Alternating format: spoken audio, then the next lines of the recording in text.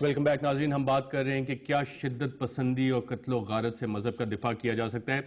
مولانا طاہر اشرفی صاحب، بریک پہ جانے سے پہلے ایک سوال اٹھا کہ کیا علماء کرام اس پہ متفق ہیں بلاسفیمی لاء کے اوپر؟ آپ خود پاکستان علماء کونسل کے چیئرمین ہیں، اس بارے میں آپ کیا کہیں گے؟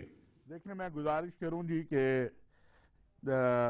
جو ضیاء الحق قانون لے آیا یا جو نواز شریف قانون لے آیا یا جو زرداری صاحب لے آئے، ان قوانین پر تو بحث ہو سکتی ہے، اور جو لوگ یہ کہتے ہیں کہ ان قوانین پر بحث نہیں ہو سکتی، میرا خیال ہے وہ قوم کو گمراہ کر رہے ہیں۔ لیکن اللہ کے نبی صلی اللہ علیہ وسلم کا جو گستاخ ہے، میں پھر وہی بات کہوں گا کہ جس نے جینون گستاخی کی ہے، جو رسول اللہ صلی اللہ علیہ وسلم کا گستاخ ہے، اس کے لیے بالاجماع کوئی اس میں کسی فقہ میں کسی جگہ پر آپ کو یہ راستہ نہیں ملتا کہ آپ اسے راہ فرار دیں۔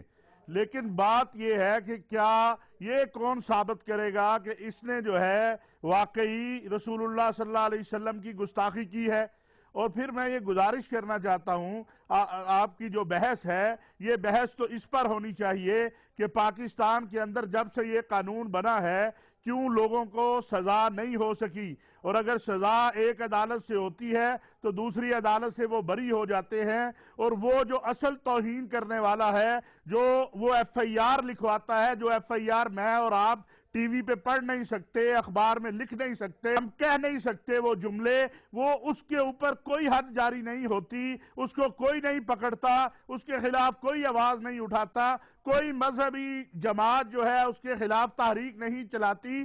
ہم یہاں پر اس لیے بیٹھے ہیں کہ ہم لوگوں کو یہ بتلا سکیں کہ شاتم رسول جو ہے، جو گستاخی کرنے والا ہے، اس کو آپ الگ رکھ دیجئے، اس کی سزا پہ بھی ہمیں بحث نہیں ہے۔ جو رحمت عالم صلی اللہ علیہ وسلم کی توہین کرتا ہے اپنی جذبات کے ساتھ اور اس پر قائم رہتا ہے، اس سے آپ کو، مجھے یا کسی کو کیا ہمدردی ہو سکتی ہے؟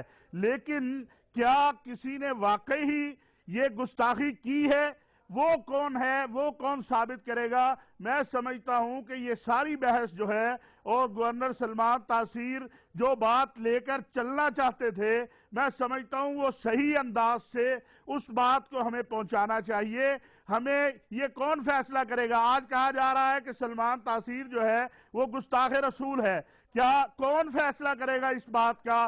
علماء کرام ٹی وی پر آئیں، لوگوں کو بتائیں کہ کون سا ایسا جملہ تھا سلمان تاثیر کا جس کی بنیاد پر اس کا، اگر سلمان تاثیر کا جیل جانا غلط تھا یا سلمان تاثیر کا عدالت پہ اثر انداز ہونا غلط تھا، تو پھر یہ جو عمل کیا گیا ہے یہ تو اس سے بہت کئی گنا زیادہ برا عمل ہوا ہے۔ ایک انسان کی جان لے لی گئی ہے، اور اللہ تو کہتا ہے کہ من قتل نفسا بغیر نفس فکأنما قتل الناس جميعا، جس نے ایک انسان کو بغیر کسی وجہ کے قتل کر دیا، اس نے پوری انسانیت کو قتل کر دیا۔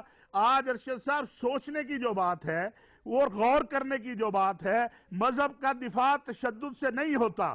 مذہب جو ہے، ہمارا دین اسلام جو ہے، یہ تو ہے ہی سلامتی والا دین، یہ محبت والا دین ہے۔ ابھی میرے پاس یہ امیر حمزہ صاحب کی ایک کتاب ہے، اس کو دیکھ رہا تھا کہ ایک یہودی کا جنازہ جا رہا تھا اور رسول اللہ صلی اللہ علیہ وسلم کھڑے ہو گئے۔ لوگوں نے کہا یا رسول اللہ یہ تو یہودی کا جنازہ ہے۔ کہا جب جنازے جایا کریں تو اس کے احترام میں کھڑے ہو جایا کرو۔ ہمیں جو ہمارے مذہب کی، ہمارے دین کی، ہمارے نبی کی جو رحمت ہے، ہمیں وہ بتانے کی ضرورت ہے۔ یہ معاشرہ اسی وجہ سے شدت پسندی کی طرف جا رہا ہے۔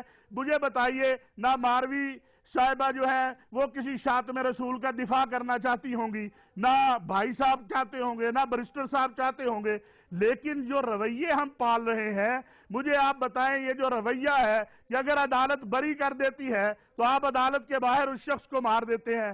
ہمیں اس پر بات کرنی چاہیے، اور مجھے کہنا پڑے گا آج مولانا صاحب آپ نے بہت امپورٹنٹ کوسچنز یہاں پہ ریز کیے ہیں۔ بیرسٹر شعیب رضا صاحب، یہ کون ثابت کرے گا اور کیسے ہوگا یہ ثابت؟ دیکھیں جی، اس پوری بحث میں جب سے یہ 2-3 مہینے سے بحث چل رہی ہے، لوگوں نے عدالتوں کا جو جوڈیشل سسٹم کا رول ہے اس میں، اس کو اگنور کر دیا ہے۔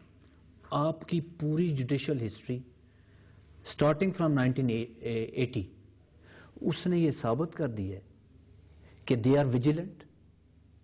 I have complete faith in my judiciary.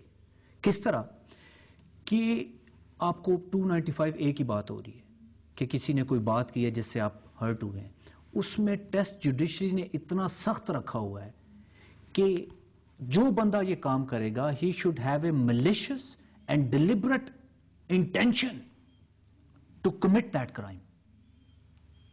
اس میں بہت بڑا ٹیسٹ ہے کہ آپ کی انٹینشن ایسی ہونی چاہیے, ملیشیس ہونی چاہیے اور ڈیلیبریٹ ہونی چاہیے. لیکن وہ تو مولانا طاہر اشرف نے کہا کہ بہت سے جھوٹے کیسز بھی اس میں رجسٹر ہیں. اب اس میں ڈاکٹر صاحب اس کے سیاسی عوامل کیا ہیں, بلاسفیمی لاء کا یوز اور مس یوز اس کے پیچھے, اور اوورآل سوسائٹی ہماری جس ڈائریکشن میں چل رہی ہے, جس طرح ہم دیکھتے ہیں کہ مرڈر, قتل و غارت کو تو ہم لوگ سیلیبریٹ کرتے ہیں, لیکن جان بچانے کی جہاں پہ بات آتی ہے وہاں پہ ایک خاموشی چھا جاتی ہے.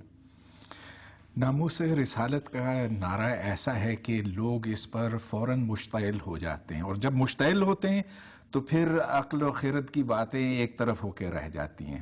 نتیجتاً آپ ان لوگوں کو پھر سڑکوں پر لا سکتے ہیں, وہ زور زور کے نعرے لگاتے ہیں, پھر مارنے اور مرنے پر وہ تیار ہو جاتے ہیں. یہ ایک بڑی بدقسمتی ہے جس کے نتیجے میں ہم نے دیکھا کہ پاکستان آج کس حالت میں ہے. آج ہم دیکھتے ہیں کہ ہر طرف قتل و غارت ہوتی اور ایک تشدد کا کلچر بن گیا. میں نہیں کہہ رہا ہوں کہ اس میں صرف ہمارے علماء قصوروار ہیں. سیالکوٹ کا واقعہ دیکھیے جہاں 2 بیچارے بھائیوں کو پکڑ کر ٹانگ دیا گیا. چور کو پکڑتے ہیں تو اس کو زندہ جلا دیتے ہیں. ہمارے اخبارات بھرے ہوئے ہیں تشدد کے واقعات سے. تو مسئلہ یہ ہے کہ آج ہماری جو سیاسی پارٹیاں ہیں, جو بائیں بازو جو دائیں بازو کی سیاسی پارٹیاں ہیں, انہوں نے دیکھا ہے کہ یہ ایک ایسا نعرہ ہے جس سے ہم اپنا کنٹرول بڑھا سکتے ہیں. وقفے کے بعد جب واپس آئیں گے تو اپنی گفتگو کا سلسلہ جاری رکھیں گے.